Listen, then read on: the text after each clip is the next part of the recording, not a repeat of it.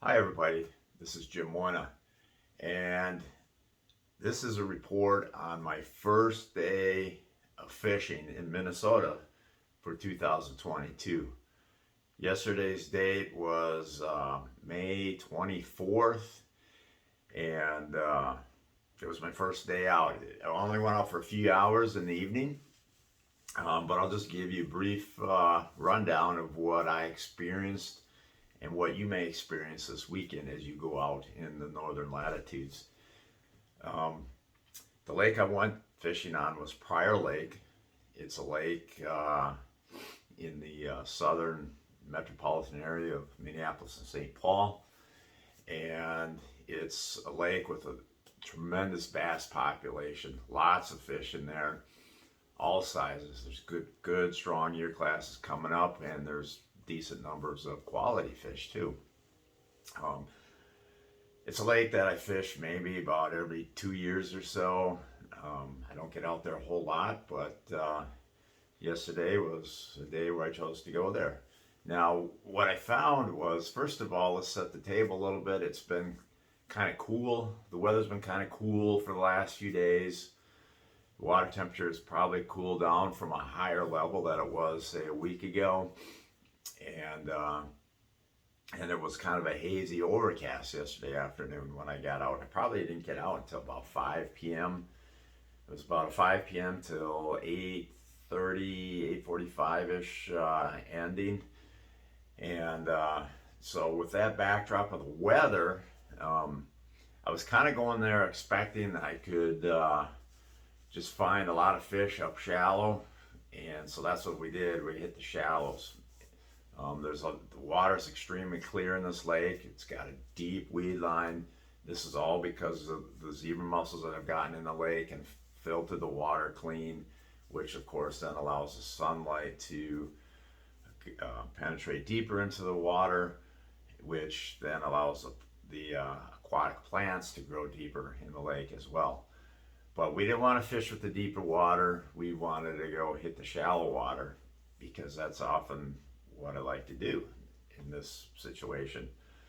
So it's the first place I checked was a shallow bay in the north end of the lake, and there was a lot of sunfish in this bay, but not really much bass. I was kind of surprised, a few little ones, but I was really surprised that I really didn't run into much up in this bay. I probably fished it for about 20, 25 minutes, and it's like, this is not the answer in this place. And I really wasn't seeing, I was expecting to see some bedding fish. I didn't see any of those. It was just a blank.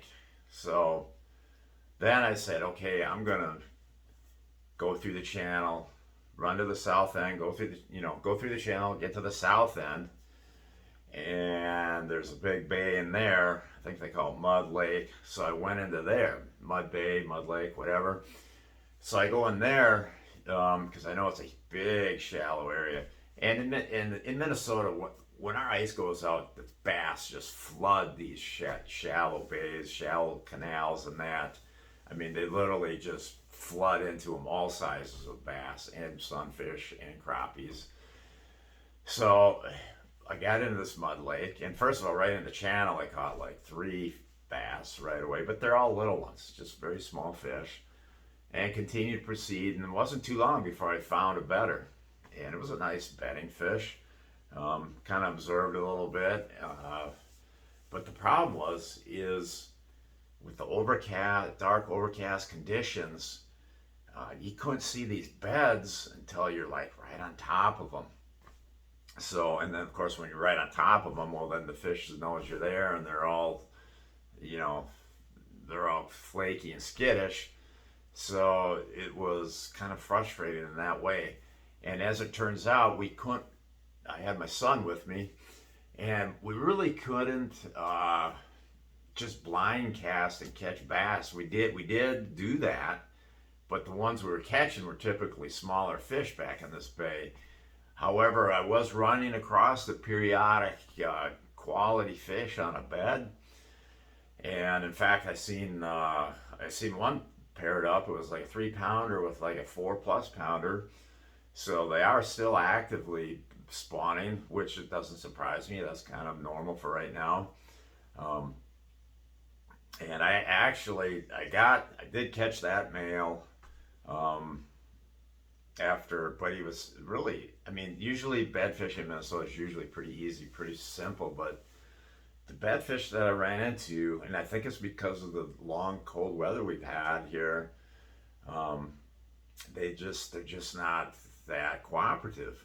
So I did catch this one after switching different baits like 5 or 6 times, and I was basically ready to give up on it. I said, Matt, hey, we don't need to catch this fish. I know I could probably catch it eventually. We don't really need to. And then I made one last bait change, and then he got super hot on that bait. Caught him, released him, and and before that, the female was there. I almost caught her, and she kind of coughed on the lure, did a little nip and a cough on it, and then disappeared. So, anyways, the male was caught and released quickly and without harm. So, but then we continued to just fish the shallow waters in there. It's a lot of weed choked areas. Catching just a small fish here and there, and seeing beds with fish on them, but the fish were just not really locked in very good. I think it has to be because of the cool weather.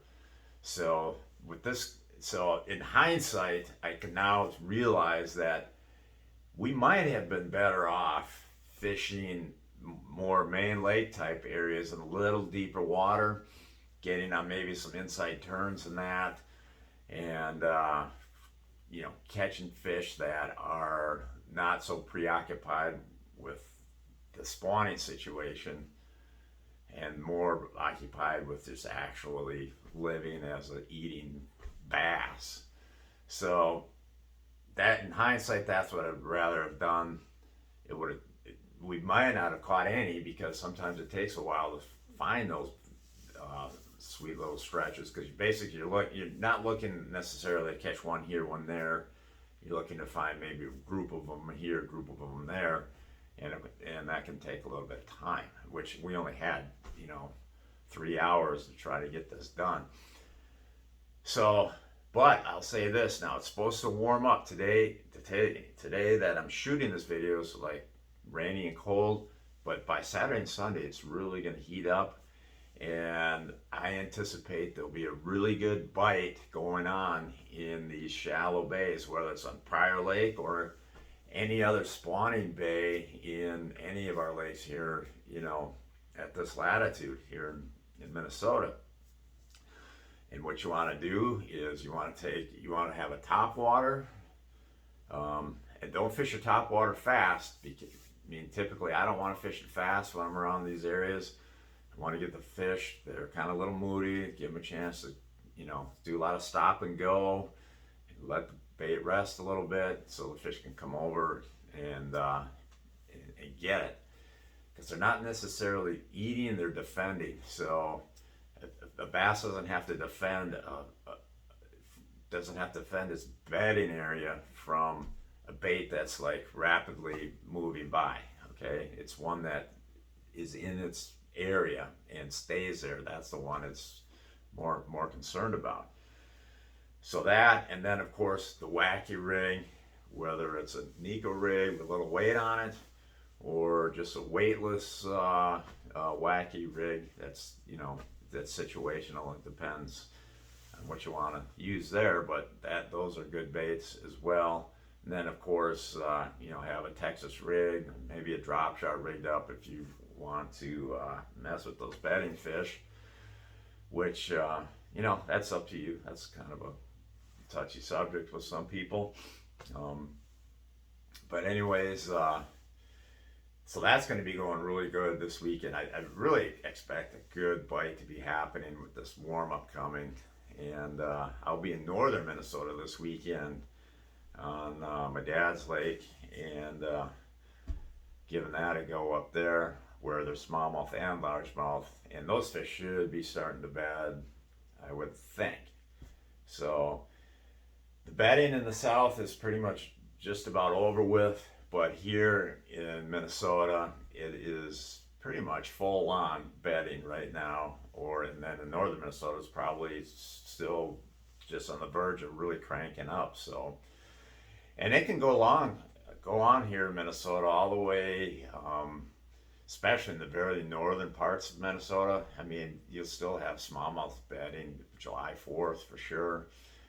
And especially, it's all weather dependent, but we had a late spring, late ice out, and it's this last week of cool weather is just kind of puts things on delay. So you can expect a lot of bedding activity, especially in northern Minnesota, all the way probably, and especially with smallmouth, all the way through the into early July probably at this point.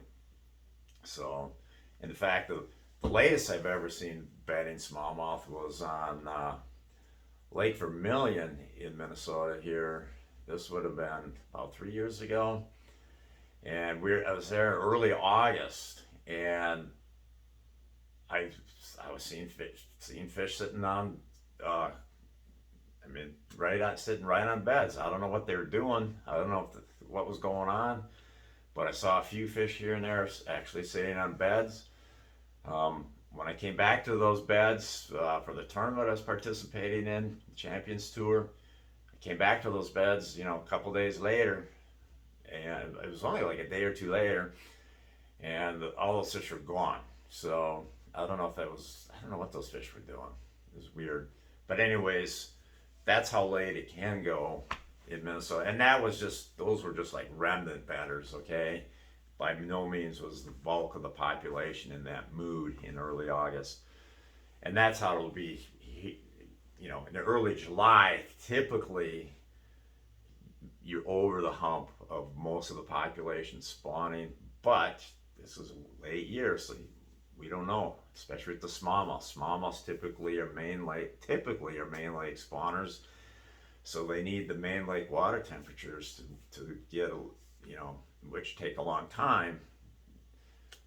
They need to get those water temperatures a little high. Just takes a long time for the main lake to heat up versus where the largemouth spawn, which is back in a lot of the shallow bays. Those heat up really quick. So that's why typically in our natural lakes, if you have a natural lake that's got canals and bays connected to it, those largemouths will go in there. They'll spawn before the largemouths or before the smallmouths start spawning on the main lake. That's what I found. But if you just have a round basin with none of that protected water, then who spawns first, smallmouths or largemouths? It's that's kind of, I don't know if you know quite the answer to that. It's probably nearly a toss-up, but even then I might side with the largemouths by a narrow margin on that. But I know people will disagree with me because I've heard people tell me that, hey, the smallmouth spawned before the largemouth. So, I don't know. That's interesting. I don't know the true answer to that, but which is funny because, I've been fishing my entire life, mostly on bass, and that's a question that you would think I would know, but I really honestly don't. But I'm gonna say now this is just a basin, a round basin where you only have main lake water. I'd still say the largemouths are on a narrow margin ahead of the smallmouths. Could be wrong though. Anyways, that's the report here. Over.